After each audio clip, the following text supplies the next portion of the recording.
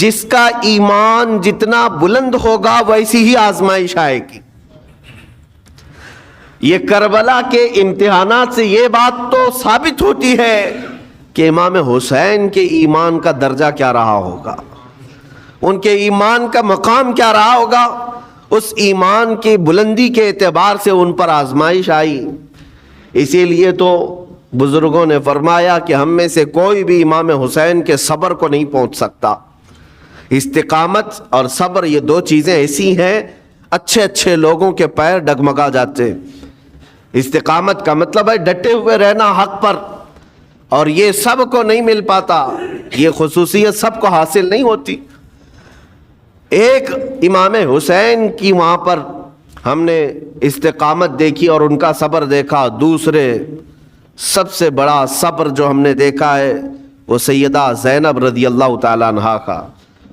وہ خاتون امام حسین کی سگی بہن ہے، سیدہ فاطمۃ الزہرا کی بیٹی ہیں، حیدر کرار کی نور نظر میرے آقا صلی اللہ علیہ وسلم کی گود میں کھیلی ہوئی ہیں۔ سیدہ زینب سلام اللہ علیہا جب وہ کربلا کے میدان میں موجود تھیں، ان کی عمر مبارک بھی تقریباً 55 سال کے قریب تھی۔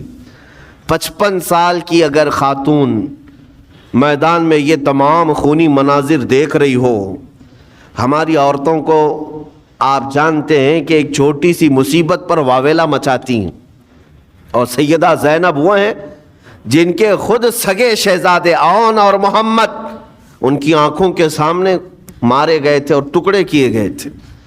سیدہ زینب سلام اللہ علیہا اس پر بھی خاموش رہی، لیکن اندازہ کرو جب سارے شہید ہو گئے تھے، امام حسین اپنے خیمے سے نکلنے کو تھے، جب کربلا کے میدان میں خود گھوڑے پر سوار ہونے کو تھے، جانتے ہیں یہ منظر کیسا رہا ہوگا۔ عورتیں تو ماتم کرتی ہیں ایسے حالات میں، لیکن وہ اہل بیت کی عورتیں تھیں۔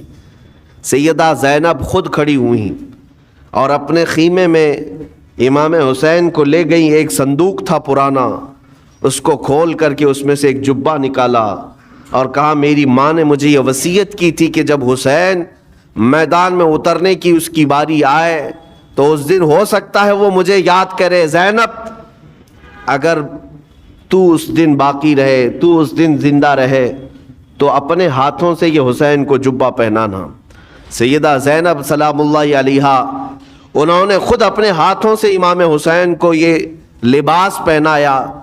کیا اس مقام پر کوئی اتنی طاقت رکھتا ہے کہ پورا گھر لٹ گیا ہو اور اپنے سگے بھائی کو جبہ پہنا کر کسی شادی میں نہیں، پھر جنگ کے میدان میں اتار رہے ہو؟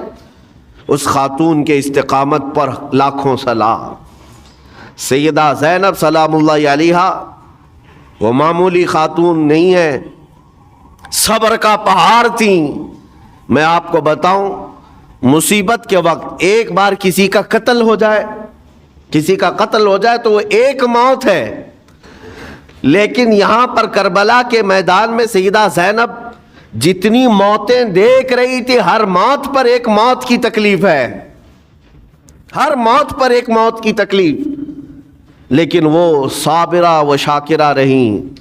پوری تاریخ میں ڈھونڈ کر کے آپ نکالیں، کہیں پر بھی سیدہ زینب نے نہ اپنے بال نوچے، نہ کپڑے پھاڑے، نہ چہرے پر ہاتھ مارا، بلکہ ایسا صبر کا دامن پکڑی رہیں کہ پوری زندگی بھر انہوں نے صبر کی تلقین کی تمام خواتین کو۔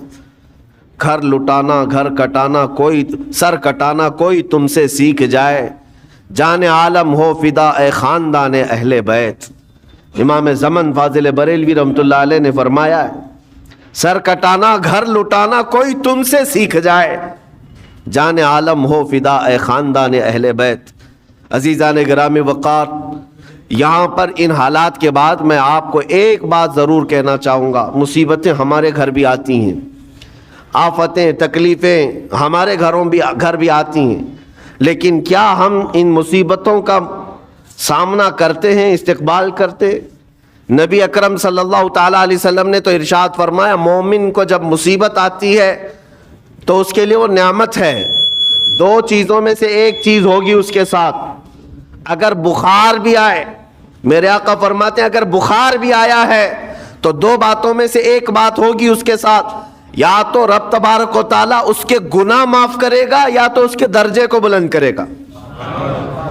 مصیبت اگر آئے تو ایک بات یاد رکھنا، رب تبارک و تعالیٰ اپنے محبوب بندوں کو، پسندیدہ بندوں کو آزمائش میں ڈالتا ہے، ورنہ جو لوگ یہ سمجھتے ہیں کبھی طبیعت خراب ہی نہیں ہونا چاہیے تو فرعون بن جاتے ہیں۔ ایسے لوگ، فرعون کو 90 سال تک نہ کبھی سردی آئی نہ بخار، کبھی کوئی بیماری نہیں، اور جب بندہ کبھی بیمار نہیں ہوتا تو اپنے آپ کو خدا تصور کرنے لگ جاتا ہے، میں تو دنیا کا سب سے مضبوط آدمی ہوں، مجھے کچھ نہیں ہوتا۔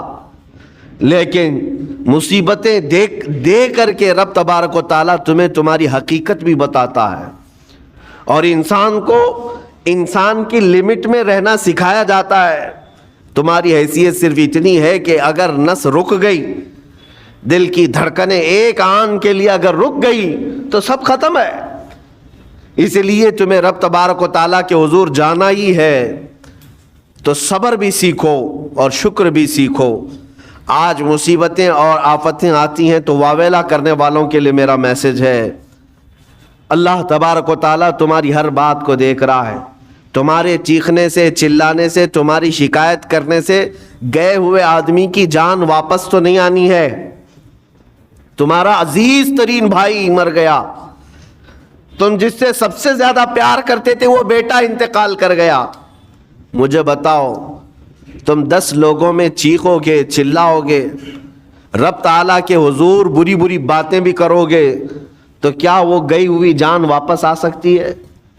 میرے عزیزو، یہ وہ حکومت نہیں ہے کہ تمہارا احتجاج کرنے پر قانون واپس لے لیا جائے۔ تمہارے سب مل کر کے پروٹیسٹ کرنے سے حکومتیں اپنے فیصلے واپس لے سکتی ہیں، لیکن وہ رب ذوالجلال شہنشاہ اعظم کا قانون ہے۔ وہاں نبیوں کی بھی جو روح لی گئی، وہاں پر اللہ تبارک و تعالیٰ نے اپنے محبوب نبیوں کی بھی روح کو قبض کرنے کا حکم دیا، تو کیا سب کے غم منانے سے وہ روحیں واپس کرنے کا فیصلہ کیا گیا ہے؟ نہیں میرے عزیزو، اس عالم میں، اس کائنات میں پھر کوئی ہمارے رونے چیخنے چلانے سے واپس نہیں آتا۔ ہاں، غم کرنا اپنی جگہ پر ہے، لیکن غم کا شرعی طریقہ کیا ہے؟ میرے آقا صلی اللہ تعالیٰ علیہ وسلم نے بھی غم فرمایا۔ آپ کے عزیز بیٹے سیدنا ابراہیم جب انتقال کر گئے، میرے آقا کی آنکھوں میں آنسو تھے۔ حضور پاک صلی اللہ تعالیٰ علیہ وسلم کی آنکھوں کے سامنے سیدہ خدیجۃ الکبریٰ کا انتقال ہوا، حضور غمگین تھے۔ لیکن غم کا مطلب کبھی یہ نہیں ہوتا کہ اللہ کی بارگاہ میں شکایت کریں، تو نے میرے ساتھ ایسا کیوں کیا؟ یعنی تم حکم دو گے، رب تبارک و تعالیٰ کو تم مشورہ دو گے کہ کس کے ساتھ کیا کرنا ہے۔ اس لیے ان مواقع پر ہم سب کی آزمائش ہے، ہمارا امتحان ہے۔ ایسے معاملات جب بھی آتے ہیں، دیکھیں میں آپ کو ایک اور باریک بات بتا دیتا ہوں۔ یہ ہم آج تقریر کر رہے ہیں، ہو سکتا ہے آپ بھی سن رہے اور اچھی طرح سمجھ رہے ہیں، لیکن خود کے گھر پر جب آ جائے تو تقریر بھی یاد نہیں رہتی، نصیحت بھی یاد نہیں رہتی، غم کا غلبہ زیادہ ہو جاتا ہے۔ ایسے اوقات میں حکم کیا ہے مومنین کو؟ میرے گھر پر، میں جانتا ہوں شکایت نہیں کرنا چاہیے، میں جانتا ہوں غموں کے وقت صبر کرنا چاہیے، پھر بھی اگر میرے گھر میں آ گئی مصیبت تو مومنین کے لیے حکم یہ ہے کہ تم نے اب تک جو سنا تھا حدیثیں وغیرہ اس کو یاد دلاؤ، یعنی مجھے یاد دلاؤ۔